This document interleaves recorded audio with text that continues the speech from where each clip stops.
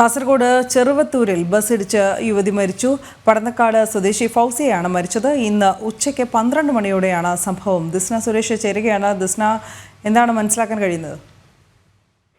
ഇന്ന് ഉച്ചയ്ക്ക് 12 മണിയോടെയാണ് കാസർഗോഡ് ഇത്തരത്തിലൊരു ദാരുണമായ സംഭവം ഉണ്ടായിരിക്കുന്നത്. കാസർഗോഡ് ചെറുവത്തൂരിലാണ് ബസ്സിടിച്ച് വീട്ടമ്മ മരിച്ചത്. പടന്നക്കാട് സ്വദേശി ഫൗസിയാണ് മരിച്ചത്. കൂടെ ഉണ്ടായിരുന്ന കുട്ടി രക്ഷപ്പെട്ടു. ഇവര് ബസ് സ്റ്റാൻഡിലൂടെ നടന്നു പോകുമ്പോഴായിരുന്നു ഇത്തരത്തിൽ ദാരുണമായ ഒരു അപകടം ഉണ്ടായത്.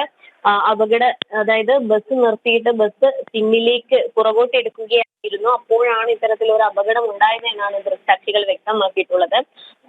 ഇവർ ടൗണിൽ എന്തോ ആവശ്യത്തിന് വേണ്ടി വന്നതാണ് എന്നാണ് നമുക്ക് അറിയാൻ സാധിച്ചിട്ടുള്ളത്. പരിക്കേറ്റ ഉടൻ തന്നെ ഫൗസിയെ മംഗലാപുരം ആശുപത്രിയിലേക്ക് കൊണ്ടുപോയെങ്കിലും മരണം സംഭവിക്കുകയായിരുന്നു. എന്തായാലും വലിയൊരു രീതിയിലുള്ള പ്രതിഷേധമാണ് നാട്ടുകാരുടെ ഭാഗത്തു നിന്നുണ്ടായത്. കാരണം ഡ്രൈവറുടെ ഭാഗത്തു നിന്നുള്ള അശ്രദ്ധയാണ് ഇതിന് കാരണം എന്നൊക്കെ തന്നെയുള്ള ഒരു ആരോപണവും ഉയർന്നു വന്നിരുന്നു. ശരി ദിസ്ന.